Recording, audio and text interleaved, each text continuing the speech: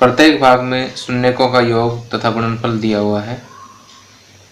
इन्हीं शून्यकों के योग और गुणनफल का प्रयोग करते हुए हमें एक द्विघात बहुपद ज्ञात करना है।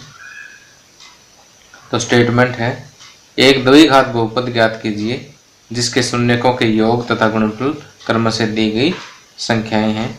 इनमें सबसे पहला पार्ट है 1/4 और -1।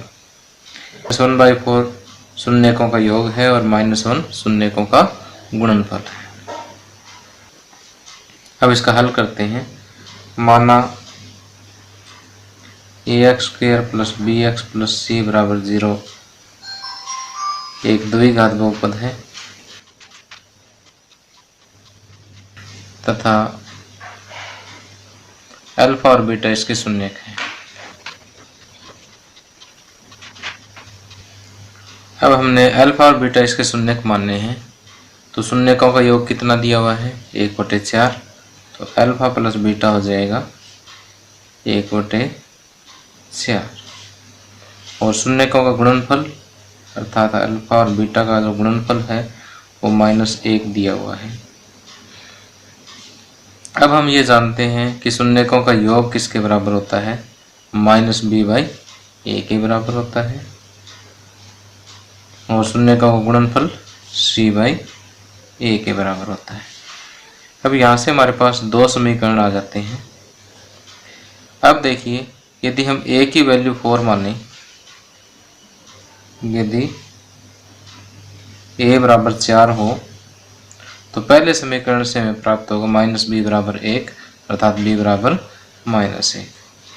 तो समीकरण 1 से हमें प्राप्त होगा कि b बराबर -1 और समीकरण 2 से हमें क्या प्राप्त होगा कि a की जगह 4 रखें, 4 इधर जाके मल्टीप्लाई हो जाएगा तो c बराबर -4। अब a, b और c की वैल्यू हमने जो द्विघात बहुपद हमने लेट किया है मानना है उसमें रख देते हैं। तो शून्यकों के योग और गुणनफल की कंडीशन को सेटिस्फाई करने वाला एक बहुपद हमें प्राप्त हो जाएगा। चलिए रखते हैं, a की जगह 4 रखें, 4x²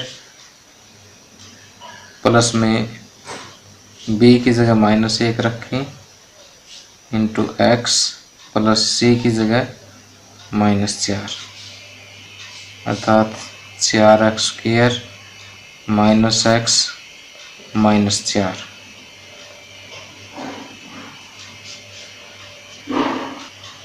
दी गई शर्तों को संतुष्ट करने वाला एक बहुपद है।